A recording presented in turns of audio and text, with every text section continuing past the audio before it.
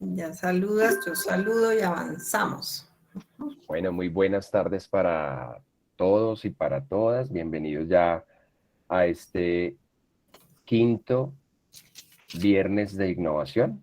Se nos ha vuelto un ritual el último viernes de cada mes, sentarnos a hablar de innovación con referentes que nos inspiren. El espacio se ha venido consolidando y se proyecta para el segundo semestre como un espacio donde podamos tener una conversación con otras universidades y con otros entes externos. Y eso lo posibilita eh, el ejercicio que venimos haciendo con los profesores y con las profesoras en el marco y en el contexto del año de la innovación. Entonces, realmente un gusto compartir con los compañeros y con las compañeras y trabajar en conjunto en este interés de revisar nuestras formas, revisar nuestras prácticas y reconocerlas como buenas, pero también entendiendo que todo lo bueno es susceptible siempre de mejorar. Y el campo de mejora de los docentes ariandinos es inmenso y la innovación en gran parte materializa esa posibilidad. Doctora Teresa.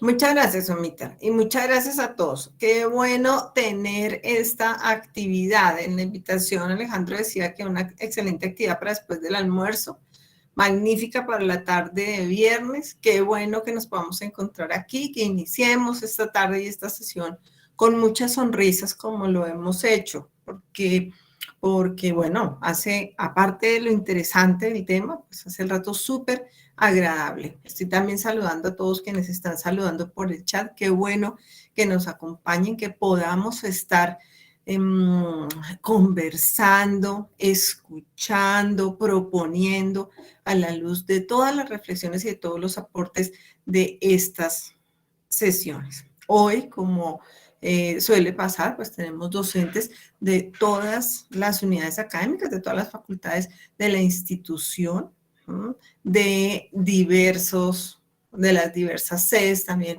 institucionales. Aquí nos están saludando desde Pereira, don Alexander, nos saluda con Dora, allí están. Muchas gracias, muchos docentes que nos acompañan desde las diversas sedes. Así que qué bueno que podamos estar acá.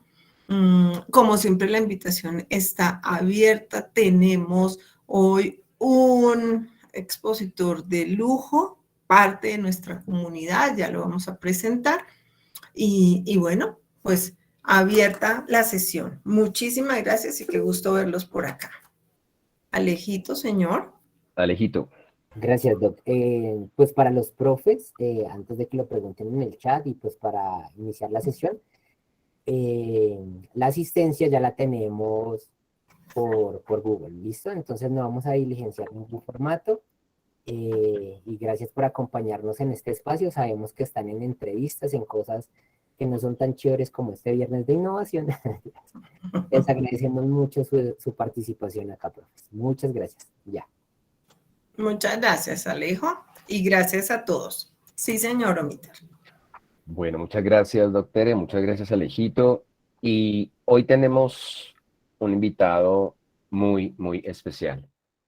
Es un compañero que desde que se inició el proceso de Viernes de Innovación ha mostrado un interés que debemos resaltar. Es un apasionado de la innovación, es un apasionado de la educación y sobre todo es ariandino y tiene una maravillosa disposición a compartir una serie de ideas que ha construido desde su formación académica, que ha construido desde su experiencia, que no es poca, es mucha, y que hoy viene a compartirnos y a trabajar con nosotros y a conversar también distendidamente y distensionadamente en este espacio que precisamente ese es su propósito. Estamos hablando de el maestro Alejandro Martínez Bernal. El profe Alejandro es estructurador I3C.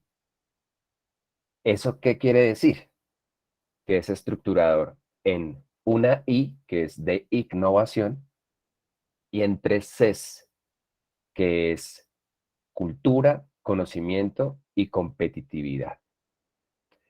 Es ingeniero electricista de la Universidad Nacional de Colombia y magíster en educación de la Pontificia Universidad Javeriana.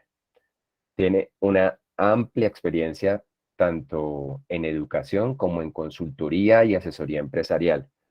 Ha desarrollado proyectos de gestión del conocimiento, gestión de la innovación, gestión educativa, emprendimiento y fortalecimiento en relación a la competitividad organizacional.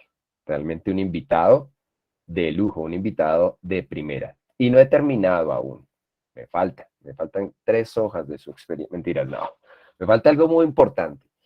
Él es coautor del Modelo Nacional de Excelencia e Innovación, que se desarrolló en el 2016, y es autor del modelo SMO con sus elementos constituyentes, el liderazgo sistémico SMO y el ciclo de evolución competitiva BCAM. Hoy nos va a compartir una charla que él ha denominado Del rojo al til, la evolución de los paradigmas culturales y las herramientas o la herramienta de construcción de consensos. Profe Alejandro, qué gusto tenerlo con nosotros.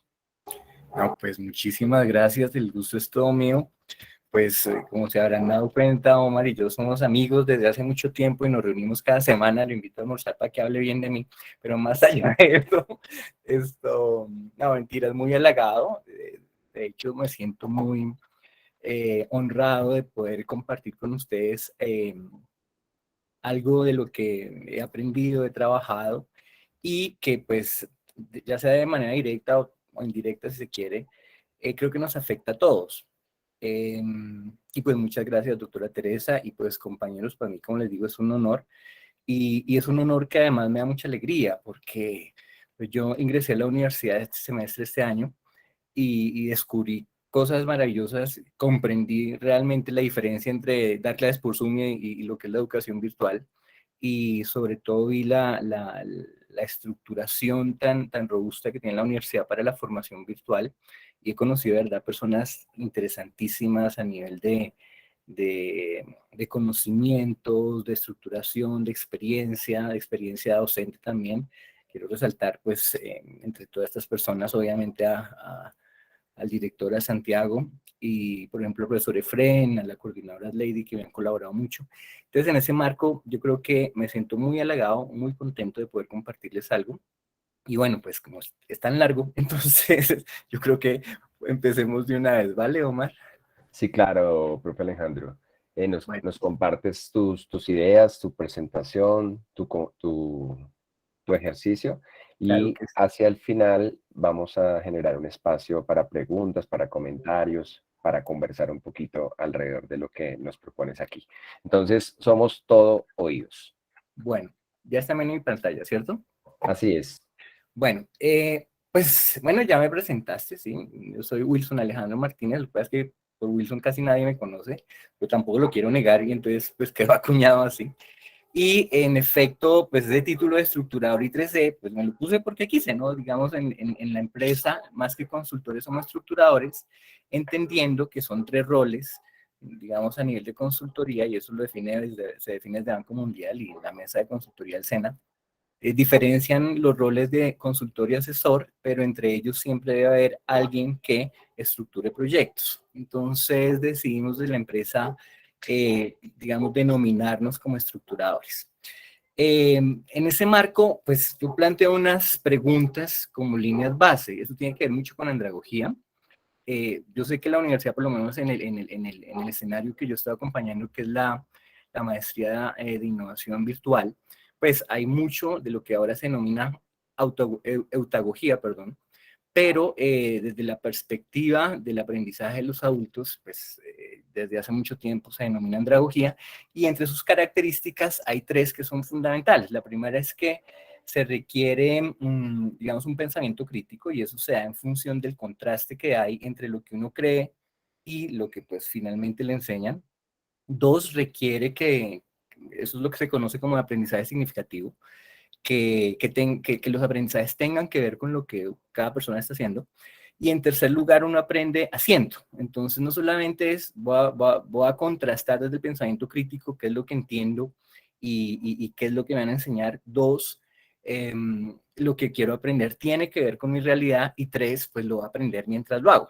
Entonces, pues partiendo de eso, yo les planteo estas tres preguntas. Realmente hay otras al final, pero estas tres preguntas son como la línea base que, pues, digamos, en función del tiempo, no voy a abrir micrófonos ahorita, sino como dice Omar al final, pero sí me gustaría que cogieran una hoja, si quieren, o por lo menos la pensaran, la escribieran, porque en la medida en que avancemos vamos a ver algunas diferencias eh, frente a lo que convencionalmente se entiende con lo que les voy a mostrar, y pues ojalá eso les aporte. Entonces las tres preguntas son, pues ojalá cada uno, digamos, haga el ejercicio de pensarlo. Para mí, ¿qué es cultura? O sea, chévere que escriban qué entienden por cultura, ¿no? Igual, pues esto no es una previa, ni mucho menos, pero es chévere tener una línea base. En segundo lugar, hay una frase muy famosa, de hecho, en algún momento promoví la charla en LinkedIn con esa expresión, de Peter Drucker, que decía, la cultura se come la estrategia para el desayuno. Entonces, todo el mundo lo sabe, pero pues cuando uno va a las organizaciones, realmente evidencia que más allá de que se comprenda, pues al final la gente tiene que adaptarse como a la estrategia. O sea, la pregunta de qué es muy importante, si la estrategia o la cultura, pues la gente dice, no, pues la cultura, y los mismos líderes muchas veces, pero todo el mundo llega, pues tiene que adaptarse a la estrategia. Y pues no es que esté mal, eso es parte del proceso evolutivo, como ya van a ver. Y la tercera, que además puede sonar obvia, pero no lo es tanto, ¿no? Y sobre todo desde la aproximación, por ejemplo, del modelo de SMO, pues que aquí no va a profundizar, pero es que tiene que ver la cultura con el liderazgo, ¿no? Y digamos que, pues, si bien los viernes de innovación están centrados en la perspectiva educativa, todos nosotros cuando estamos ejerciendo como facilitadores o como personas que transferimos conocimiento, en algún momento ejercemos un rol, digamos que de liderazgo. ¿Y por qué digo digamos? Porque como nos vamos a dar cuenta, hay una diferencia monstruosa entre empoderar y empoderarse, y el empoderar es como una de las tres características que siempre convencionalmente se le han atribuido al liderazgo, ¿no? Entonces, esas tres preguntas para que las piensen como línea base. Básicamente, cuando se trabaja a nivel organizacional, generalmente hay unas definiciones de lo que es la cultura que son como una foto, ¿no? Y son una foto en cuanto a que es como una idea estática de qué es la cultura. Cuando nosotros registramos en una empresa que trabajé mucho tiempo, de hecho trabajé 3 veces, y en el 2016 yo era responsable tanto del Modelo Nacional de Excelencia e Innovación, como del Premio Nacional de Excelencia y la Innovación en Gestión, que era el antiguo Premio Colombiano de Calidad. Entonces, recuerdo que hicimos un esfuerzo tremendo con, digamos, la doctora Paula Andrea Muñoz Jurado, con Daniel Pineda, con la ingeniera Dorothy Henao, y pues con todo el grupo de evaluadores de modelos de excelencia en Colombia, inclusive con evaluadores de premios internacionales como el Iberoamericano y el FQM, y desarrollamos o planteamos un modelo de excelencia que son esquemas superiores a los de certificación y superiores inclusive a los de acreditación, enfoque en proceso, enfoque en resultados. Los modelos de excelencia buscan es compararse con las mejores prácticas del mundo, de las empresas que ganan los premios nacionales a nivel internacional. Y en ese marco, pues estábamos muy contentos, habíamos registrado el modelo para la versión del 2016, y a mí me invitaron para dar una charla a Uniandinos acerca en el 10º foro de gestión de conocimiento, una cosa así. Y conocí a una persona que, digamos, todavía somos amigos, Pablo Reyes, un chileno muy pilo. Yo creo que es uno de mis grandes mentores, por lo menos a nivel cultural. Y él me contó algo que yo no tenía ni idea, y era lo del modelo cultural evolutivo, la dinámica espiral o spiral dynamics. Y pues fue abrumador al punto que cuando terminábamos como de charlar, yo me dirigí al equipo de trabajo de la corporación y les dije, oiga, nos alcanzamos a adelantar hablando que no se requería un solo tipo de liderazgo, pero sí nos pifiamos porque todavía estamos hablando de una cultura ideal. Y pues empezamos a descubrir que eso pues son buenas intenciones, pero está muy alejado de la realidad. En primer lugar eso. En segundo lugar, lo otro es que la cultura sí, digamos, se puede transformar, pero como les voy a mostrar, esas transformaciones se dan por cambios muy abruptos, tipo una pandemia, o porque toman mucho tiempo, digamos, desde una perspectiva evolutiva de la humanidad. Entonces la cultura no es algo estático, no son las creencias, los valores, el lenguaje. Claro que sí, esos son elementos que forman, digamos, la cultura, son como desde la perspectiva de la concepción de lo que es el concepto de sistema, son los elementos, pero un sistema es un sistema cuando la interacción de esos elementos es mucho más importante que los elementos mismos, y eso conduce a una cosa que llama el principio holístico, que plantea es que el todo es superior a la suma de las partes. Entonces no es solamente que cada agente sea muy pilo y muy valioso, sino que la interacción entre ellos crean, digamos, aspectos o características superiores a lo que sería la suma de ellas. Pero en ese marco, pues se evidenció o evidenciamos dos cosas. Primero, la cultura sí es algo dinámico, por lo menos en largo plazo. Y en segundo lugar, la cultura finalmente es un constructo. La palabra constructo es muy interesante desde la perspectiva de investigación porque no es algo validado desde la teoría, porque la cultura constantemente está modificándose en función de los contextos. Y pues se refiere un poco a las maneras como las personas o las diferentes maneras como las personas reaccionan a sus entornos. Y en función de eso es que se creó el concepto de la dinámica espiral. Básicamente que en función de unas condiciones de vida, imaginemos, estamos en las cuevas, pues hace 10.000 años, cuando pasamos de ser cazadores a ser recolectores, como humanidad, y pues nos empezamos a adaptar a esas condiciones de vida y creamos, digamos, las fogatas, y después dijimos lo importante, digamos, de estar, digamos, en una cueva protegidos es el calor. Entonces llevamos el calor a una cosa que llamaban chozas, perdón, y esas chozas pues fueron evolucionando y el concepto de hogar viene a hoguera, etcétera. Entonces, en la medida en que había unas condiciones de vida, pues evolucionábamos y creábamos condiciones de vida nuevas. Cuando la gente dice, no, mi hijo es muy inteligente porque maneja un celular, pues claro, pues nació en un escenario donde los celulares eran sus condiciones de vida y se fue adaptando, e igual, pues vamos evolucionando de manera cíclica, es el concepto de la dinámica espiral. Entonces la cultura es algo dinámico, es algo que implica interacción entre el entorno y, digamos, las personas y su manera de reaccionar, y entre las mismas personas, es sistémico. Y la cultura es tan importante que una de las encuestas más, digamos, vigentes todavía y más robustas que existen en el mundo es la World Value Survey, o sea, la encuesta mundial de valores. Como se dan cuenta ahí, pues eso viene desde el año 81. La han hecho 7 veces, cada vez le dicen una ola, entonces ya van la 7ª ola. Colombia, en efecto, ha participado en las últimas 5, creo. Y pues se hace un análisis de muchísimas variables, más de 200. Las encuestas son de entre 2.000 y 5.000 personas por país. Son encuestas estructuradas, digamos, con elementos de investigación muy robustos. Y pues al final hay como dos variables fundamentales que están relacionadas con qué tanto en general como agregado una cultura, digamos, se expresa de manera autónoma. Y pues no es que todo el mundo tenga Twitter y pues haga catarsis cada vez que lo utiliza, o que todos tengamos cédula o podamos votar. De hecho, hay escenarios, hay países que ni siquiera tienen, digamos, algo parecido a las cédulas. Y tener un pensamiento de grupo, o sea, no seremos machos, pero somos muchos, cosas así. Y por otro lado, la otra gran macrovariable, pero son muchas, pero pues finalmente se categorizaron y sacaron estas dos, está relacionada con qué tanto se le da importancia a la ciencia desde pues, el agregado cultural. Entonces, entre más importancia y validez se da a la ciencia, pues como se van a dar cuenta, son países mucho más desarrollados.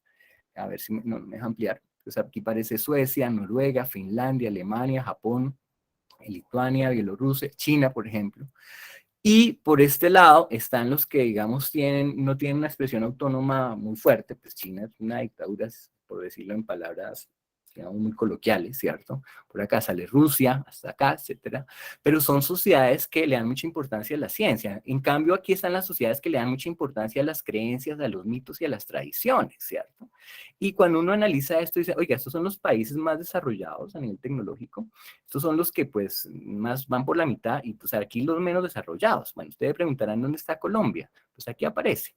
Ahora, Colombia, a este punto refleja es un agregado. ¿Por qué un agregado? Según un estudio que se hizo desde Confama, que dirigió Andrés Casas, que es uno de los investigadores top, a mí me parece, de Colombia, y él dirigió los últimos 2 análisis de la encuesta mundial de valores para Colombia.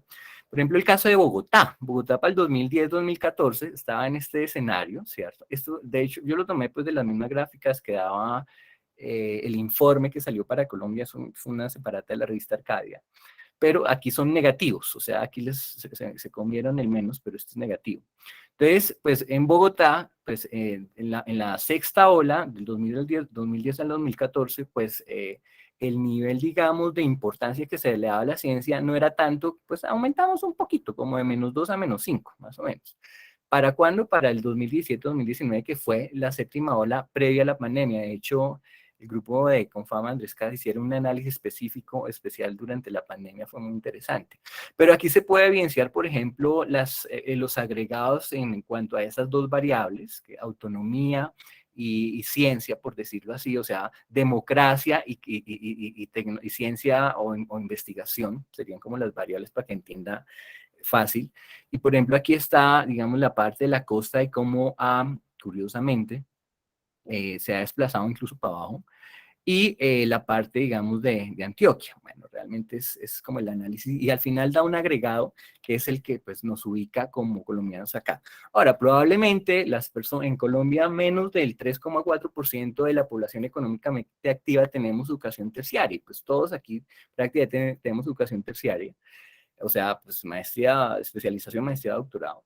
Y en ese marco, muy probable que nosotros creamos más en la ciencia, pues que somos el 3,4%, o sea, hay más de un 96% de colombianos pues que no han tenido ni la oportunidad ni la fortuna de tener la formación que nosotros sí tenemos y eso nos lleva a ser muy responsables en cuanto a aportar de verdad al desarrollo del país desde la ciencia. Entonces, esto es como para mostrarles que la cultura de la que estábamos hablando se puede medir incluso desde una perspectiva macro, pero desde una perspectiva, digamos, de comprensión de donde surgen todas estas teorías, la dinámica espiral principalmente fue un planteamiento del profesor Clark Graves de la época, en los años de 60, 70, era un contemporáneo de Abraham Maslow, el de las pirámides de necesidades y el de la frase famosa de que si uno solo tiene un martillo, tiende a tratarlo todo como si fuera un clavo. El punto es que él empezó mediante una serie de encuestas que recopilaron Cowan y Natasha Toro, y ellos son esposos, y Cowan era uno de los 2 alumnos del profesor Graves, y con Edward Beck fueron los que desarrollaron a partir de las investigaciones de Clark Graves, lo que se conoce como la dinámica espiral. Esto es bien importante, esta gráfica. Bueno, aquí está el libro de Pablo, que fue la persona que les dije que uno de los 2 libros que tiene, el otro lo sacó hace poco.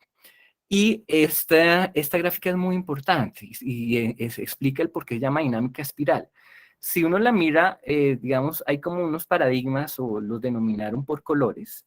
El beige, el púrpura, el rojo, el azul, el naranja, el verde, el amarillo, que ya es integrador, el teal, o bueno, el turquesa realmente, y otro es un color como extraño, y ya les digo por qué es extraño, pero todos los colores van subiendo. O sea, quienes estén en este paradigma, por ejemplo, predominantemente turquesa o teal, que es con un color verdecito, de todas maneras tienen su ADN elementos relacionados con su pasado. Entonces, por eso es que aparecen, digamos, comprensiones todavía muy convencionales de liderazgo, ya empiezo como a relacionarles el liderazgo con la cultura, en función de las creencias que han tenido las personas. Si nosotros nos paramos aquí encima del libro y lo miramos desde arriba, pues vamos a encontrar esto. Pues allá en el fondo se ve, digamos, una forma, un paradigma, que es un paradigma, es una forma de pensar y de operar en consecuencia de ese pensamiento, que, digamos, sea predominante en una comunidad. Entonces uno dice, ay, el beige es allá chiquitico, pero pues se refiere a esto que está por acá, y era una forma de pensar, pues prácticamente de 1.000.000 a 100.000 años antes de Cristo, pues que, o desde hace 100.000 años, pues Harari dice que realmente no estamos en el año 2000, sino en el año 12.000 más o menos, desde que pues empezamos la agricultura y la recolección, pero pues en esta época, y duró mucho tiempo, más de 40.000 años por poner un número, ¿cierto? Que era el paradigma de la supervivencia, es decir, digamos desde la teoría de la evolución de las especies, Darwin, pues ya éramos Homo neandertales y Homo sapiens. Les recomiendo leer mucho a Harari, Yuval Noah Harari en Sapiens, o en español le pusieron de animales a dioses, prescindible ese libro, creería yo. Y después empezamos como una humanidad a evolucionar a una aproximación tribal, que es como el chamanismo. Después empiezan a llegar los imperios, digamos, no solamente el imperio romano, de hecho, eso fue posterior a los primeros, en el Tigris y el Éufrates, todo lo que es la teoría de Zoroastro, etcétera, el imperio egipcio, etcétera. Y después, cuando aparece la religión, se establece, y aquí se solapan algunos de estos paradigmas predominantes de pensamiento, se solapan uno entre otros, y aparecen las religiones, y hacia la peste negra, digamos, la pandemia en Europa, pues se crea una forma de pensamiento distinta, un paradigma nuevo, que es como el racionalismo, el humanismo también. Y de un tiempo para acá, pues más allá de que desde más o menos 1972 que se hacen las primeras cumbres de la Tierra, y en función, digamos, del impacto que estamos teniendo pues en cuanto a la ecología y en cuanto a los recursos no renovables, no es solamente desde los 70, ya habían, digamos, aproximaciones desde mediados del siglo XVII con respecto a del siglo XVIII, perdón, sí, no, XVII, con respecto a la importancia que se le daba digamos, a la tierra, a la parte ecológica. Y más o menos desde la teoría se planteó que ya hay pensamientos que no son, digamos, rompen con los anteriores, sino que empiezan a ser integradores y ya empiezan a tener, digamos, una concepción un poco más holística de la vida. Pero pues eso es como macro, y hay un autor que se llama Frédéric Laloux, es un ex consultor belga, creo que es de McKinsey, y él escribió un libro que a partir de eso encontró 12 ejemplos, que ya se los voy a mostrar rápidamente, de empresas que son TIL. Pero ustedes dirán, ¿qué es TIL? Ya se los voy a explicar. Va en la 8ª edición, y ahorita les digo por qué señalo esto de la 8ª edición. Este tipo lo que hizo fue combinar, por ejemplo, en un solo paradigma, que es el rojo, estos tres primeros, el de la supervivencia, el tribal y el, digamos, sustentado en el poder, el liderazgo, por ejemplo, ahí es el de la manada de lobos y el del más fuerte, etc. Después aparece el ámbar, que en el caso del modelo cultural evolutivo era el azul, que donde aparecen las religiones, las jerarquías, la estructura de los ejércitos, inclusive de los países, etc. Después viene el naranja, que es como muy orientado a las organizaciones multinacionales. Si ustedes vieron una película que se llama El Lobo de Wall Street, Leonardo DiCaprio en el papel que desarrolla refleja un paradigma muy naranja, muy orientado al logro. Muy orientado al rojo, pues los dictadores, los mafiosos, etcétera. Esto, digamos, las religiones están muy orientadas al ámbar, a las jerarquías. De hecho, los sistemas de gestión de calidad, la ISO y todo eso, son pensamientos muy relacionados con esquemas jerárquicos. El verde tiene que ver un poco más con el pensamiento millennial, y finalmente el teal es como haber integrado de aquí para arriba estos tres, y aquí se vio, o sea, más allá, no se sabe pues el color, pero está relacionado con cómo la humanidad ha evolucionado. Entonces, les decía, en el marco de los paradigmas, para pues, que me entendieran un poco, o hacerme entender mejor, Frédéric Laloux planteó, ustedes pueden ir a ese link, y de hecho ahí pueden inclusive, Laloux tantil, que él dice, bueno, descargue el libro y después me lo paga, si quiere. Pues, sí, a ese nivel de evolución del pensamiento del señor, muy coherente con el paradigma TIL. Entonces, él dijo, mire, está el paradigma rojo, que es, digamos, convencionalmente, y si miramos todo el tiempo, pues fue mucho tiempo, los imperios, etcétera, pues estructuraba, digamos, la fuerza como el elemento fundamental para que se diera no solamente un liderazgo, sino una comprensión de esos liderazgos en las comunidades. Entonces ahí aparecía, pues, combinando los tres paradigmas de Graves, por ejemplo, los chamanes, los clanes, se hablaba mucho de, pues empezó a aparecer el politeísmo, o sea, muchos dioses, el imperio griego, el romano, los egipcios, digamos, tenían muchos dioses. Empieza a aparecer con mucha fuerza el patriarcado. ¿Y por qué? Y esto es interesantísimo, porque antes de eso, digamos, eran sociedades muy matriarcales, donde sí se valoraba, digamos, más allá de su momento de la evolución, se le daba mucho más importancia a la mujer de lo que se le da incluso ahora, lastimosamente. Pero pues como se impone la fuerza, entonces pues surgen como los patriarcados, el machismo, aparecen, digamos, los dictadores, los caudillos. Por eso uno a veces se asombra que en pleno siglo XXI pues todavía eso sea relevante, y aparecen, todos tienen sus luces y sus sombras. Ya empieza a organizar la cosa y empieza a ver, bueno, hay unos que saben, otros están aprendiendo, entonces hay como un escenario de transferencia de conocimiento. Ese es el rojo. El ámbar, que en el caso de Grace era el azul, pues ya es el que organiza todo. Entonces aparecen las religiones, sobre todo la religión católica, o las religiones monoteístas de un solo Dios. Aparecen las jerarquías, o sea, aquí pasábamos de tener un Dios supuestamente que era el hombre o el más fuerte, o el ejército, perdón, el guerrero más fuerte. Y aquí ya decimos, bueno, no se trata de la persona, porque la persona se va a morir, sino del concepto. Entonces aparece el concepto de nación, aparece el concepto de Dios, y digamos toda una estructura jerárquica para llegar ahí. Entonces, sobre todo desde la perspectiva de la religión católica, uno puede evidenciar eso, pero también aquí es donde aparecen los esquemas organizacionales, inclusive la concepción, por ejemplo, de los estándares, la ISO, etcétera, viene de allá, ¿no?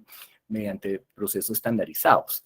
Y aquí, como les digo, la iglesia y los ejércitos. Rápidamente, está el paradigma naranja, que es, como les decía, miren el logo de Wall Street, orientado hacia el logro, por encima de lo que sea, y no hacia el poder, que este rojo era sobre el poder, ¿no? Aquí recuerda a McKillen, con las orientaciones que uno puede tener hacia el logro, hacia el poder, hacia la afiliación.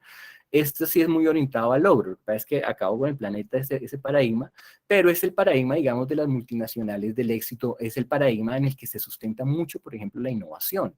Digamos, un paradigma naranja habilita, tumba las jerarquías y posibilita, digamos, que las personas creen cosas nuevas en función, digamos, de una especie de competencia y de ganar.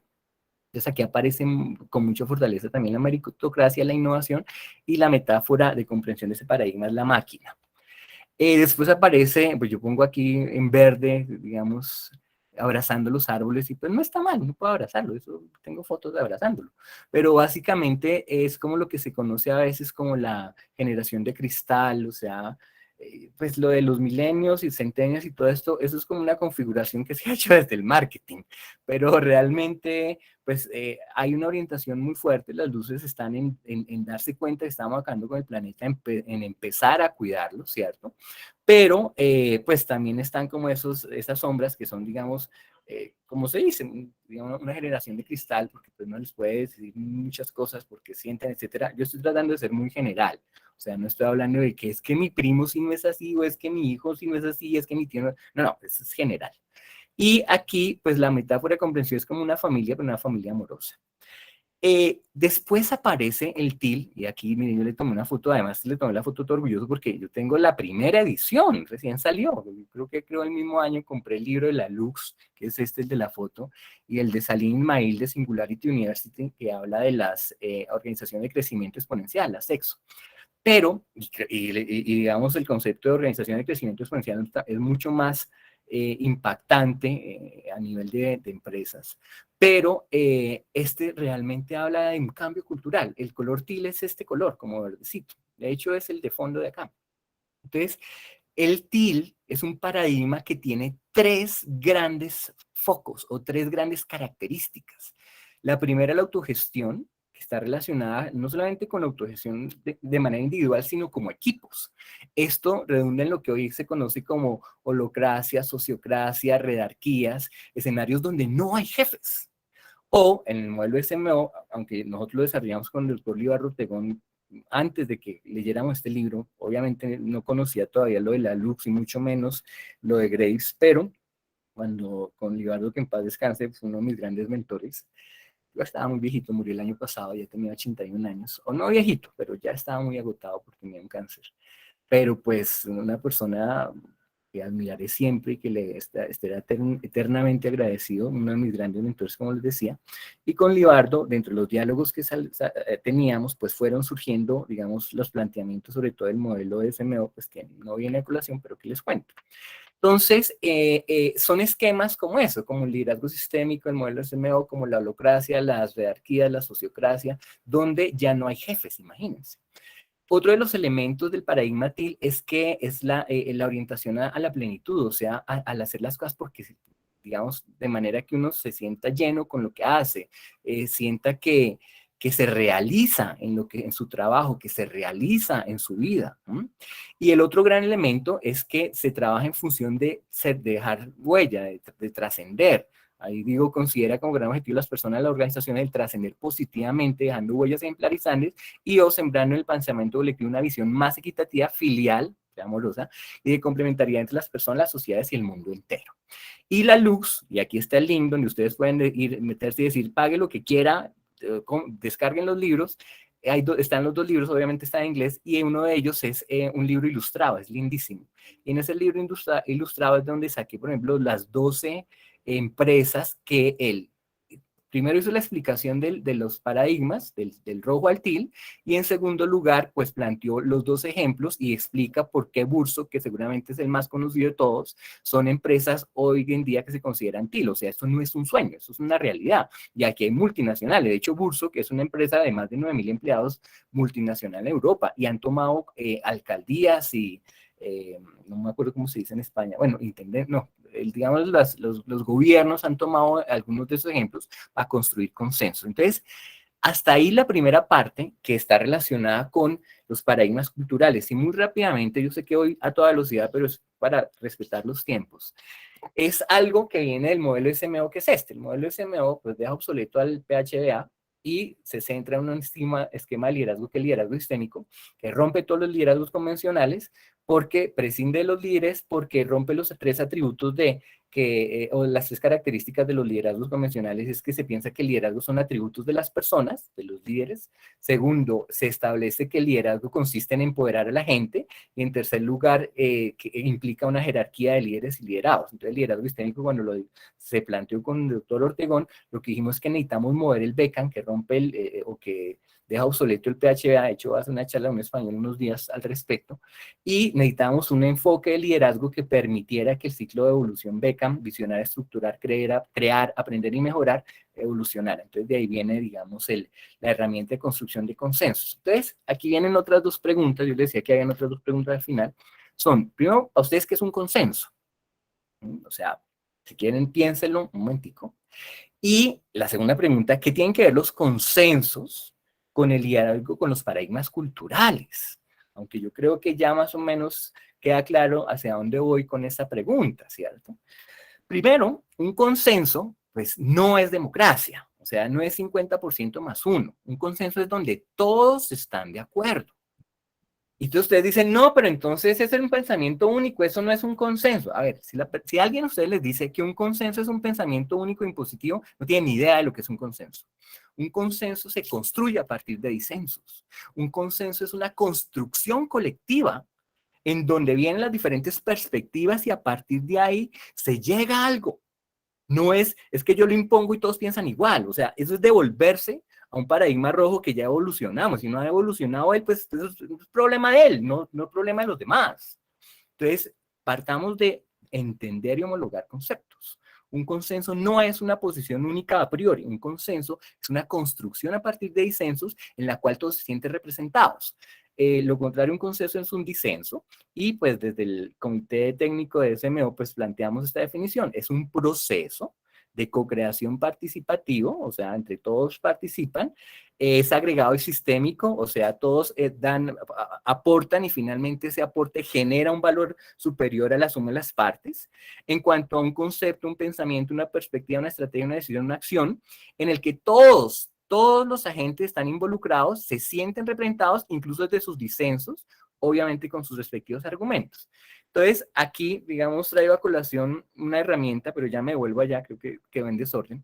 Este es el formato de construcción de consensos. Entonces, uno generalmente lo que hace, y a ustedes les puede servir si quieren construir consensos, si quieren hacerlo anónimo, lo hacen anónimo. Si quieren trabajarlo pues, escribiendo la persona, pues lo hacen, pero generalmente funciona más si son anónimos. Viene aquí la pregunta, lo que quieren lograr, el objetivo que se tiene, lo que sea, y cada persona de manera individual responde, y responde escribiéndolo. ¿Por qué? Porque cuando dos personas hablan, el que habla está sesgando al que lo escucha. Digamos, la metodología 248 de investigación tiene esa falencia, ese vacío, y es que el que está escuchando ya se va a ver sesgado. Hay un libro muy bueno de Kahneman que se llama Ruidos, salió hace poco. Kahneman, el que escribió Pensar rápido, pensar despacio, que ganador del Premio Nobel de Economía, siendo un psicólogo, por allá en el 2002. Pero el libro reciente de él es Ruidos, y habla de eso, de cómo los ruidos y los sesgos influyen las creencias, si ganó o perdió el equipo de fútbol que admirábamos o no, vamos a tomar decisiones, o sea, cómo nos vemos afectados. Entonces, con el ánimo de no sesgar, uno escribe esto, y lo escribe, ojalá con buena letra, y hace ejercicio de volver a ejercitar la mano y todo eso, escribiendo, y en función de eso dice, bueno, mi respuesta frente a esta pregunta es tal. Cuando todo el equipo haya respondido, construir consensos, uno se puede demorar, eso no es un se le tiene, eso nunca, el conocimiento no cae en un tweet, y en ese marco, cuando todos hayan respondido, entonces rotamos las respuestas. Y por eso les digo, hay que escribir bien. ¿Para qué? Para que todos leamos lo que escribió el otro sin haberlo sesgado. Y cuando uno lee lo que escriben los demás, dice, oiga, yo encontré un consenso, él dijo blanco y yo también dije blanco. O encontré un consenso complementario, él dijo blanco marfil y yo no lo había pensado, pero sí, yo estoy de acuerdo con que sea marfil, entonces es un consenso complementario. O definitivamente él dijo negro y yo dije blanco. Ah, bueno, aquí hay un disenso, pero ¿cuál es el argumento para mi disenso? Y entonces, después viene el tercer momento, y es que ahí es donde aparece esto, hay un moderador y los buenos gerentes son los últimos que hablan, y digamos saben manejar la palabra cada persona. Ya entramos en el tercer momento de la construcción de consensos. Entonces vamos a generar un debate, vamos a conversar y a construir o a llegar a un consenso si se puede. Entonces se modera para que cada persona hable por 3 minutos si quiere y argumente por qué, cuáles son los disensos que encontró y cuáles son los argumentos para eso, y los demás escuchan esos 3 minutos. Entonces el concepto del testimonio o el palo de hablar o el bastón de la palabra, para que suene bonito, que además lo trabajan no solamente Covey por allá en las culturas canadienses, sino aquí también en La Guajira, en el Amazonas, en Latinoamérica hay muchos grupos autóctonos que trabajan o que manejan este concepto. Entonces, pues, si quieren, cuando estén presencialmente, el moderador dice, todos tienen 3 minutos y va a hablar el que tenga el testimonio y los demás se callan. Ah, pues es que yo quiero hablar, yo quiero participar como Papuchis. Decía, no, pues aguántese y escriba si tiene la pregunta en una hoja, que cuando le toque su turno habla. Y para optimizar los tiempos, y cuando está escuchando al otro y el otro le resuelve la pregunta, pues ya ahorramos tiempo, somos eficientes. Ahora, ¿qué puede pasar? Que definitivamente no lleguemos a un consenso en todo. No importa. Ya todos saben mi perspectiva, ya podemos tener parte de lo que queríamos responder o construir en consenso y la otra parte en disenso, y eso es válido. ¿Por qué? Pues porque trayendo a colación a Eduardo de Bono y en innovación, todos los elementos que nos permitan mirar otras perspectivas nos van a ayudar en lo que se conoce la yuxtaposición o el blending para generar ideas creativas. Por ahí tengo un artículo que explica cómo es que un artículo de LinkedIn, no un artículo científico, pero explica cómo es el proceso de generación de ideas. Entonces, digamos que a cerrar, tratando de respetar los tiempos, les dejo 3 reflexiones. Primera, la calidad de un esquema de liderazgo depende de la pertinencia del mismo con respecto a su contexto. En otras palabras, no hay un mejor liderazgo que otros, sino que el liderazgo va a ser bueno en la medida en que le responda al contexto en el que está. Y el liderazgo no es otra cosa que el gestor de las culturas. Esa es la relación entre liderazgo y cultura. Un liderazgo es el gestor de las culturas. De hecho, yo explicaba en algún momento, la diferencia entre administración y gestión es que la gestión consiste en administrar con liderazgo. El liderazgo es lo que gestiona las culturas. Primero. Segundo, El contexto implica tanto el escenario geográfico, o sea, dónde estamos, como las circunstancias temporales, o sea, a verdad, y voy a dar un ejemplo ácido. Ni estamos en Venezuela, ni estamos hace 20 años en la época de Chávez. O sea, culturalmente somos diferentes y estamos en otro momento, ¿no? Y eso, digamos, es incontrovertible. O sea, si piensan que estamos hace 20 años o que la cultura venezolana es igual a la cultura colombiana, de verdad, uno se cuestiona, ¿cierto? Pero lo más importante acá es que ese contexto implica reconocer las características de las personas. ¿Por qué? Porque si yo voy a trabajar en equipo con alguien, tengo que conocerlos. Si yo con mi otro mentor, que es el doctor Jorge Gaitán Villegas, sé que hay cosas que le molestan, pues yo ya lo conozco y no le va a dar información o elementos que tengan que ver con algo que le moleste, y por lo menos no en este momento, pero porque lo conozco. Si yo no lo conociera, pues yo le mando información a ver qué hice y lo hago es que ponga de mal genio y que no me ayude en lo que necesito que me ayuda. En otras palabras, si uno quiere liderar, tiene que conocer a la gente. Y si uno quiere conocer a la gente, tiene por lo menos tener una idea de cuáles son sus paradigmas culturales predominantes. Y aquí me devuelvo a lo primero que les decía antes, cuando hicimos el modelo nacional de excelencia, yo le decía a Daniel Pineda, Daniel, nos pifiamos, estamos todavía hablando de una cultura ideal, es un cuentazo. La cultura no se transforma en el corto plazo, la cultura se gestiona, y para gestionarla uno tiene que conocerlas y conocer que las personas tienen predominancias y en diferentes momentos, o sea, es un agregado multicultural de perspectivas en función del contexto y de los momentos. Y la tercera reflexión es esta. Existe una diferencia enorme entre empoderar y empoderarse. Y el rol del nuevo liderazgo es renunciar al primero, o sea, de verdad que es muy obsoleto y muy de los paradigmas previos al TIL, pensar que es que yo digo y entonces me van a seguir. Eso estuvo bueno mientras estamos evolucionando. Probablemente sea muy poquita el porcentaje de la población en la humanidad que ya tenga un paradigma predominante TIL, pero lo hay. Ya ahí les mostré ejemplos, o la luz los muestra. A un ejercicio en donde en vez de que yo empodere a la gente, yo genero las condiciones para que ellos se empoderen por su cuenta. Y es que cuando las personas se empoderan por su cuenta, yo no tengo que estarles haciendo microgerencia y tampoco los cargo con lo que tienen que hacer encima de que queden bien conmigo, ya sea porque yo los recomendé o yo confío en ellos, o ya sea porque me tienen miedo a las repercusiones que puedan tener si no me hacen caso. Entonces, es mucho más poderoso empoderarse que empoderar al otro. Y en ese marco, los líderes, digamos, para la cuarta revolución industrial, pues deben ser personas que deben propender por buscar condiciones para que la gente se empodere por su propia cuenta. Y, grosso modo, pensé que no iba a alcancé, eso era lo que les quería como compartir en la tarde de hoy. Creo que hablé de muchas cosas, pero pero bueno, traté de hacerlo en los tiempos y estoy presto a las preguntas que tengan en estos 7 minutos. Y muchísimas gracias. Oh, profe Alejandro, muchísimas gracias. Creo que la cabeza de más de uno aquí giró completamente con todos los elementos que nos brindas, primero desde el rojo al til y luego desde la estrategia SMO. Y invito a nuestros compañeros, si tienen comentarios o tienen preguntas, con todo gusto pueden levantar la mano. Creo que hay bastante tela de donde cortar y muchos elementos que claramente encajan y dan sustento a los procesos de innovación. Inicialmente me gustaría preguntarte, profe Alejandro, cuando uno piensa en la cultura, piensa en comenzar a construir comunidad.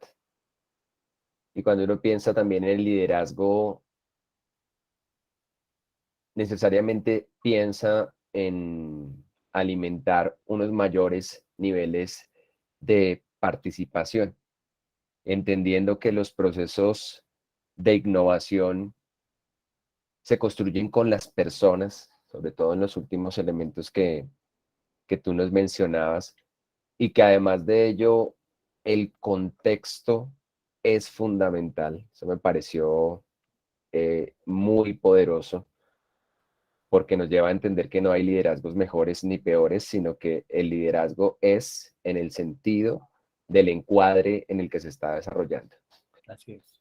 ¿Cómo o qué herramientas o qué estrategias en el marco de la universidad, en el marco educativo, pudieran ayudarnos a generar una cultura de la innovación, a acentuar ese sentido de comunidad y a empoderarnos, no a empoderar al otro, sino empoderémonos nosotros?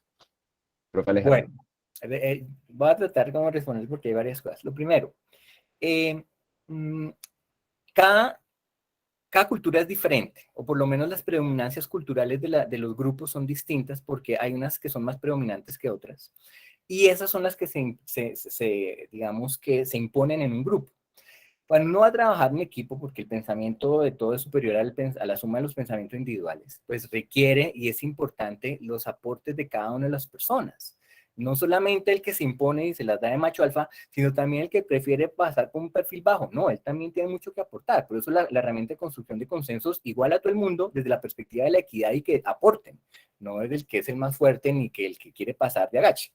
Entonces, en ese marco, lo primero es comprender que las personas son diferentes y tienen diferencias, inclusive diarias, en cuanto a sus intereses y expectativas. Entonces, antes de que yo vaya a hackear, porque a mi hermano no le gusta, mi hermano es doctor en nanotecnología en la Universidad Oslo, vive allá en Noruega, pero él detesta que yo diga la palabra hackear, pero es eso, o sea, antes de que uno logre hackear las culturas, ¿cierto? Debe conocerlas para entender, con el ejemplo que yo les decía al doctor Gaitán, yo conozco a Jorge y sé en qué momento está mal genio y sé que no le gusta, y en ese marco le hablo en el momento en que tengo que hablarlo. Ahora, hay cosas que no podemos evadir porque tenemos que hacer una entrega a un proyecto, pero yo al conocerlo sé cómo hablarle y sé cómo generar un ambiente en que los dos co-creemos, independiente de la circunstancia por la que está pasando. Y es una persona que admiro tremendamente, que he aprendido mucho, pero y que me supera en muchas cosas y yo estoy ahí como con Libardo aprendiendo, pero en función de que lo conozco. Cuando yo ya conozco a la gente, ¿cierto? O y uno solo conoce a la gente cuando también se deja conocer. O sea, tiene que haber, hay una charla de Brené Brown que llama El poder de la vulnerabilidad, es una de las dos, creo que es la segunda charla más vista de TED, The Power of Vulnerability, y prácticamente lo que plantea es, mire, si uno no es transparente no se conecta. Entonces uno parte de ser transparente, y si es transparente es probable que lo conozca uno y que uno pueda conocer al otro. Entonces, lo primero creo que es conocerse. Así, ahí es donde viene la frase de Drucker, la cultura de comer la estrategia para el desayuno. Si uno no conoce a la gente y no conoce sus predominancias culturales, sus porqués, pues va a ser imposible armar algo con ellos o por lo menos de largo plazo y sostenible. Segundo, el enfoque hacia la innovación implica mucho pensamiento crítico.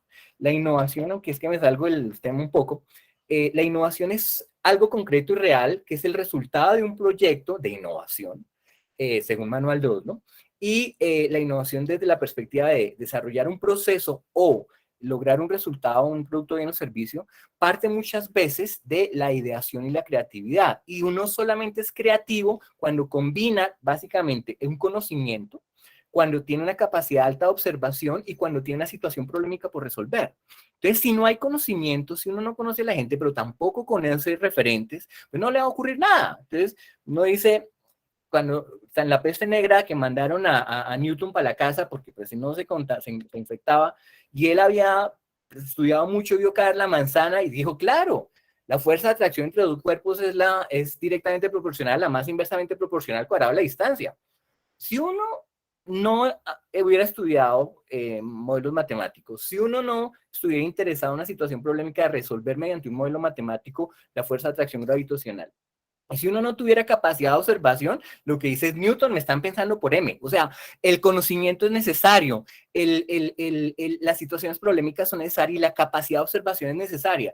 Y si llega un genio a decir yo soy el líder de innovación y yo empiezo a hablar y a decir lo que se va a hacer innovación, olvídese, no, la innovación va a llegar hasta donde le lleguen los tres dedos de frente. En cambio, si es capaz de hablar de último y de escucharlos a todos, de conocerlos y de que todos comprendan a profundidad el problema. Por eso la divergencia, en todos los modelos de innovación está la divergencia y la convergencia. La divergencia de comprender los porqués, los impactos, uno puede encontrar de manera agregada más elementos para resolver una problemática. Y de ahí, pues sí, tienen que hacer un proyecto. O sea, la ideación las ideas, de hecho nosotros decimos IPIs, ideas potencialmente innovadoras, es a lo que llega en el proceso de divergencia y convergencia, y ya después desarrollar proyectos de innovación es lo que nos va a llevar a innovaciones reales. Omar, no sé si te contesté, pero es que yo hablo mucho y de pronto... No, por supuesto que sí. Bueno. Me quedé pensando si a mí se me hubiera caído la manzana encima y hubiera dicho, sí, me están pensando con M. Porque a veces nos pasa a todos así. Vivimos en un mundo muy acelerado, muy rápido. Y en ocasiones, para utilizar un lenguaje un poco beisbolero, nos quedamos agarrados en la primera base, pero no nos hemos dado cuenta que hemos bateado un home run. Y, y, y eso lo digo porque venimos trabajando con los profesores todo este semestre y hemos visto el valor y la potencia en innovación que tienen en cada una de sus acciones en el aula. Lo que hace cada uno de los profesores aquí, y tú eres ejemplo de ello también, Gracias. es de altísimo valor y visibilizar todo lo que estamos realizando, mostrarlo, empoderarse cada uno. Y acá también, disculpa, empoderar también un poquito a los otros, creo que es una de las ganancias del ejercicio que hemos venido desarrollando durante este trayecto y que seguiremos trabajando en ese sentido. Acá la profe Belén nos regala un comentario. Profe Belén, un gusto saludarte. Tienes la palabra.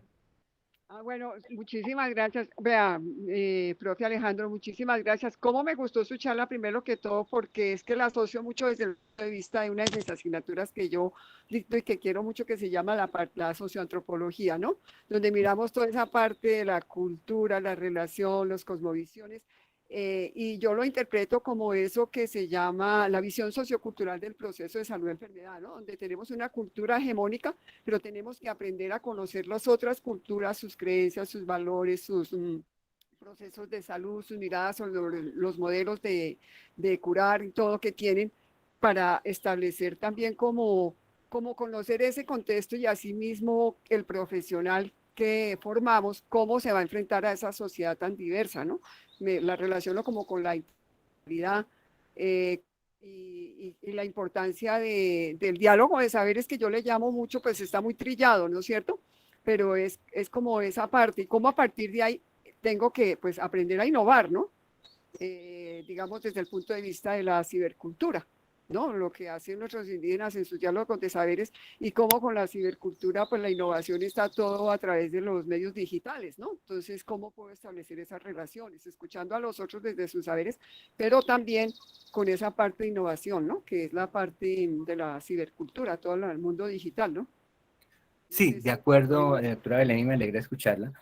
Hay dos cosas que quiero resaltar. Primero, no hay una cultura mejor o peor. Eso tiene que ver con el contexto en el que crecieron. Ortega y Gasset tiene una frase que yo le decía a mi papá, o sea, yo soy yo en mis circunstancias y si yo no las controlo a ellas, ellas me controlan a mí, ¿cierto? Entonces uno parte de comprender que todos nos debemos a nuestras circunstancias, pero mi papá me decía, no, mijo, uno es más grande que las circunstancias, porque cuando usted ya las conoce, las puede cambiar. Entonces, en ese marco, digamos que se vuelve muy relevante comprender y uno puede comprender solo si conoce. Si uno no conoce y empieza a criticar a priori, pues básicamente está cerrando la posibilidad de construir consensos con todo el mundo. Uno necesita partir de conocerse. Y sí, no hay culturas buenas y malas, son culturas que dependen de sus circunstancias. Pero quienes tenemos la responsabilidad o quienes conocemos esto, pues tenemos que tener una responsabilidad mayor como para tratar de comprender eso y que podamos aportar a una co-creación en conjunto, pues para un paradigma más evolucionado para todos. Es un esquema win-win. Y lo segundo, con respecto a la cuarta revolución industrial, ahí hay un tema complejo, porque es que por más que uno logre, digamos, pensar en que hay que establecer mejores formas de liderar, ya no va a tener a quién. Entonces a Harari alguna vez le preguntaban, oiga, ¿cómo vamos a resolver el problema de los empleos? Y él dice, los empleos, lo que hay que salvar no son los empleos, lo que hay que salvar es la humanidad. Entonces tenemos que pensar en una forma nueva de comprensión, un paradigma nuevo, porque si no, no caemos todos, porque se agotó el esquema en el que veníamos. Pero gracias por la realimentación y aprovecho para decir, Omar, la manzana no le cayó a Newton. Nosotros vimos a Galileo y Newton en la Nacional, una materia que se llamaba Cátedra Manual. Si le hubiera caído la manzana en la cabeza, lo puede matar. Él la vio caer, fue en el árbol del frente. Ah, bueno, eso está muy bien. Sí, de alguna manera es ser capaz de leer el tiempo que estamos viviendo para ser pertinentes, para estar en línea con el contexto y con la realidad, que también es un contexto dinámico. Profe Richard, un gusto escucharle. Y gracias, profe Belén, por su aporte. Vamos a ir hasta las 3:10 y nos vamos a robar acá 10 minuticos. Qué bueno que llegó, profe Belén. Pues yo no me demoro mucho, Mita, muchas gracias. Doctor Alejandro, muchas gracias por su intervención. De verdad que lo invita a uno a la reflexión, pero sobre todo me llama mucho la atención es la parte que usted dice que para la innovación debemos tener en cuenta muchísimo el pensamiento crítico. Eso es algo muy importante. Y otra cosa que me llama la atención es cómo se interrelaciona el contexto, ¿no?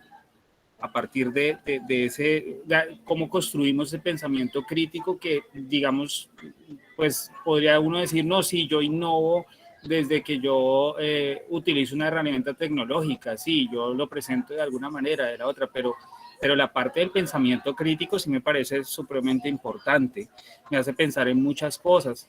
Entonces, pues hay un módulo que a mí me llama muchísimo la atención, que es apropiación de los conceptos de ciencia, tecnología y sociedad en la especialización de informática educativa, que lo que, pues, digamos, trata ese módulo es de cómo correlacionan las redes sociales y cómo se pueden volver una plataforma de un aprendizaje colectivo cooperativo.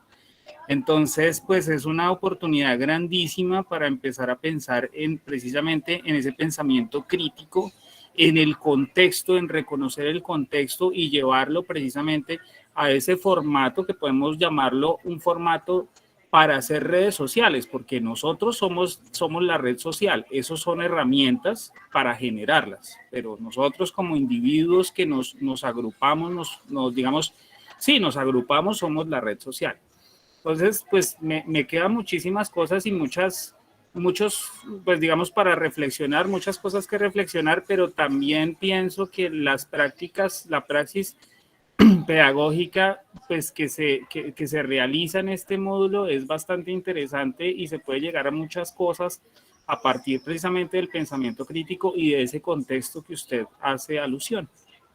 Bueno, Richard, primero de todo, muchas gracias. Sobre todo me dijiste doctor, pero todavía no. Yo estoy en magíster, todavía no he hecho ni el PhD ni el doctorado.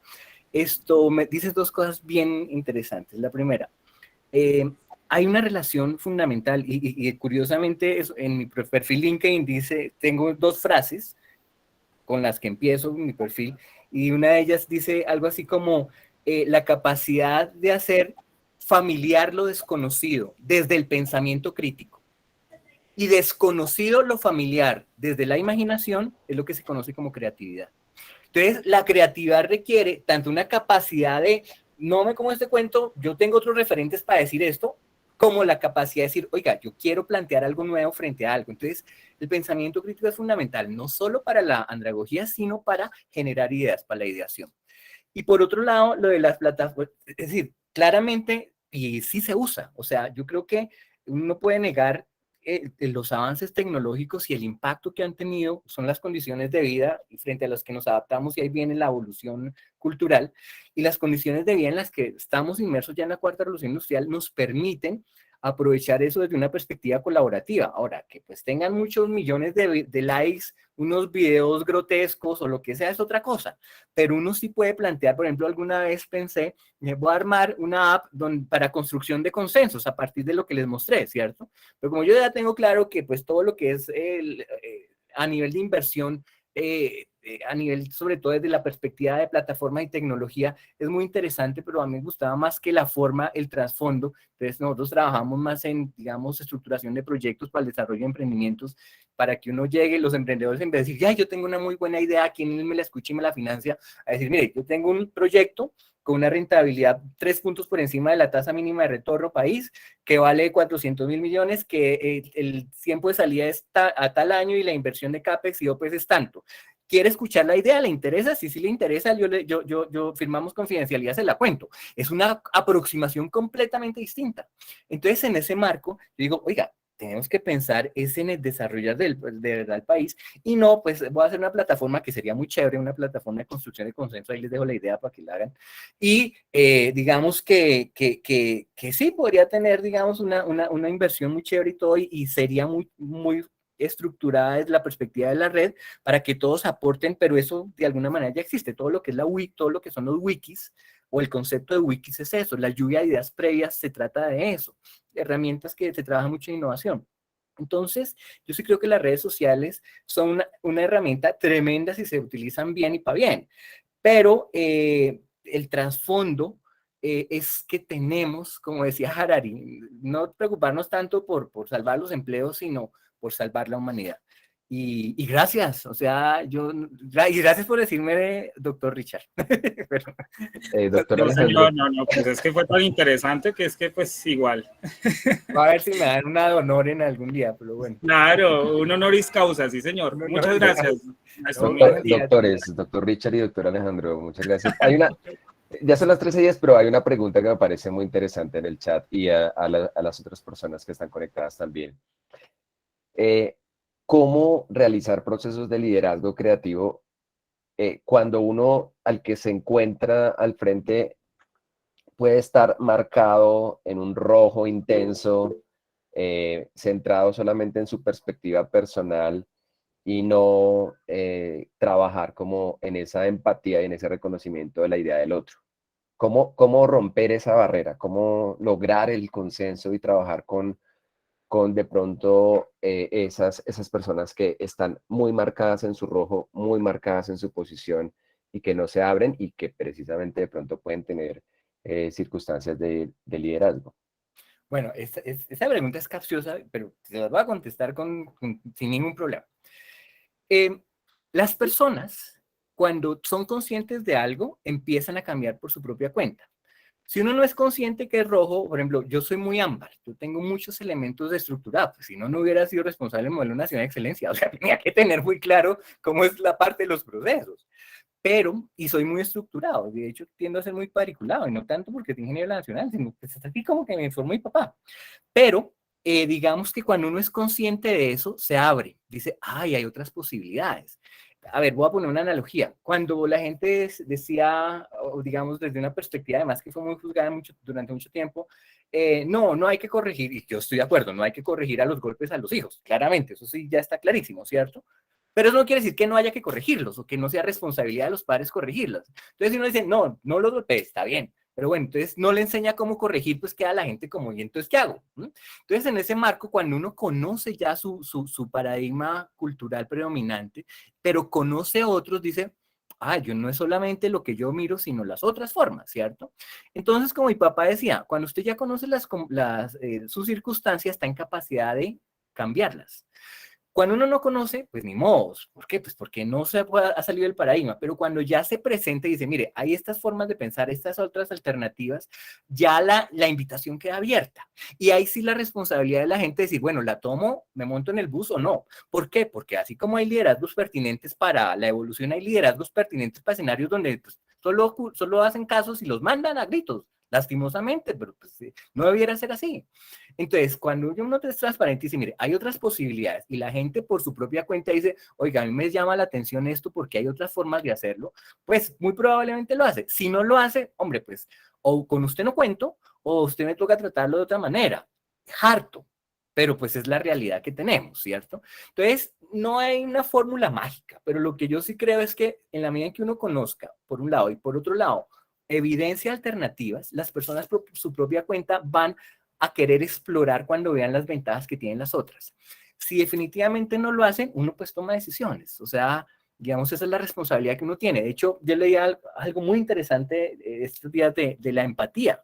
La empatía es decir, oiga, yo me pongo en el lugar del otro, ¿cierto? Pero no en función de ponerme en el lugar del otro, me salto a todo el mundo. Y dan ejemplo de una niña, creo que era así, que estaba muy afectada en la salud y salió en la televisión y todo el mundo dijo, vamos a apoyar a esa niña y entonces que la operen rápido primero.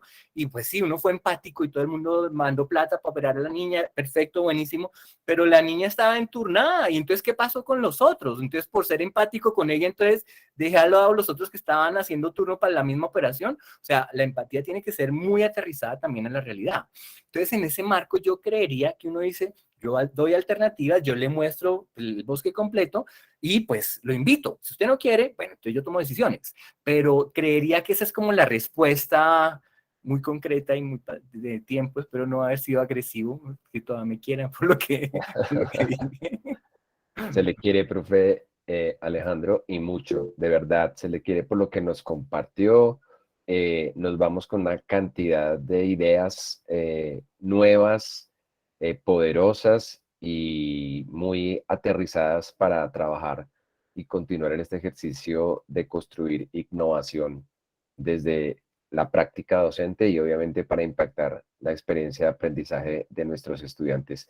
Creo que no salimos siendo los mismos, salimos más enriquecidos, nos quedamos de pronto con la reflexión. A mí me quedó la pregunta y la planteamos para todos, pero ya para que cada uno vaya ubicándose en qué paradigma cultural, en qué colores están, rojo, ámbar, naranja, verde o til.